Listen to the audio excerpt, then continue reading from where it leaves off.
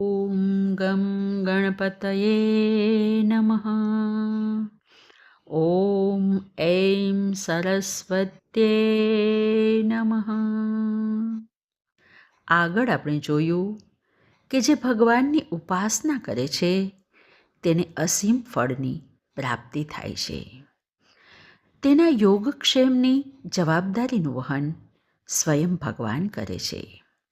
અને હવે ભગવાન અન્ય દેવતાઓની ઉપાસનાની વાત કરતા કહે છે, યેપ્યન્ય દેવતા ભક્તા યજન્તે શ્રદ્ધયાન્વિતા તેપી મામેવ કૌંતેય યજન્ત્ય વિધિપૂર્વકમ. જે ભિન્ન ભિન્ન દેવોની શ્રદ્ધાપૂર્વક ભક્તિ કરે છે તે ખરેખર તો મારી પરમેશ્વરની જ ભક્તિ કરે છે. ફરક એટલો છે કે તે અવિધિપૂર્વકની મારી પરમેશ્વરની જ ભક્તિ કરે છે. અહીં ભગવાન કહે છે કે જે કોઈની ઉપાસના કરવામાં આવે, સેવા કરવામાં આવે કે હિત કરવામાં આવે તે પ્રકારાંતરથી ભગવાનની જ ઉપાસના છે. જેવી રીતે આકાશમાંથી વરસેલું પાણી નદી, નાળા કે ઝરણા દ્વારા અંતે તો સમુદ્રને જ પ્રાપ્ત થાય છે, એવી જ રીતે મનુષ્ય જે કોઈ દેવતાનું પૂજન કરે તત્વરૂપથી ભગવાનનું જ પૂજન થાય છે. પરંતુ પૂજકને તેનો લાભ તેની ભાવના અનુસાર જ પ્રાપ્ત થાય છે. વળી આગળ કહે છે, અહમ હિ સર્વયજ્ઞાનાં ભોક્તા ચ પ્રભુરેવ ચ ન તુ મામ બીજાનંતી તત્વેનાતશ્ચ્યવંતિ તે. હું બધા જ યજ્ઞોનો ભોગતા અને વળી પ્રભુ પણ છું, પરંતુ તેઓ મને તત્વતઃ જાણતા નથી, તેથી તેઓ પતિત થઈ જાય છે.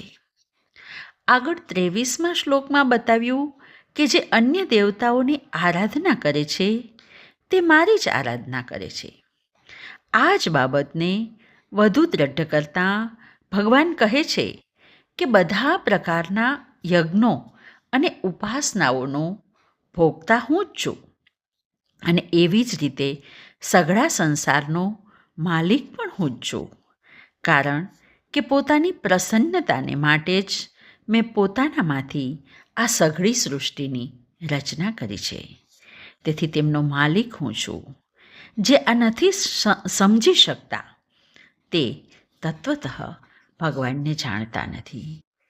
તેથી તેમનું પતન થાય છે, કારણ કે તેઓ સંસારના આવાગમનથી મુક્ત થઈ શકતા નથી. આવા લોકો જે ભિન્ન ભિન્ન દેવોની સકામ ભાવથી પૂજા કરે છે તેમની ગતિનું વર્ણન કરતાં ભગવાન આગળ કહે છે, યાન્તિ દેવવ્રતા દેવાન પિતૃન યાન્તિ પિતૃવ્રતા ભૂતાની યાન્તિ ભૂતેજ્યા યાન્તિ મદ્યાજીનોપી મામ. દેવોની આરાધના કરનારા દેવોને દેવલોકને પ્રાપ્ત કરે છે. પિતૃઓની ઉપાસના કરનારા પિતૃલોકને પ્રાપ્ત કરે છે. ભૂતોની પૂજા કરનારા ભૂતોને પ્રાપ્ત થાય છે. પણ જે મારી ઈશ્વરની ઉપાસના કરે છે તે ઈશ્વરને બ્રહ્મલોકને પ્રાપ્ત થાય છે. આ શ્લોક દ્વારા દેવપૂજા, પિતૃપૂજા અને ભૂત પૂજાનો સ્વીકાર કરતાં ભગવાન કહે છે કે જેઓ દેવતાને ભજે છે તેઓ મૃત્યુ પછી દેવલોકને પામે છે. તે જ રીતે પિતૃઓને ભજનારા પિતૃલોક અને ભૂતોની ઉપાસના કરનારા ભૂતોને પામે છે.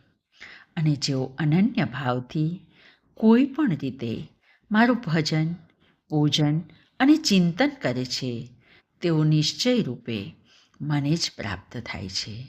આજે બસ આટલું જ. હરિ ઓમ.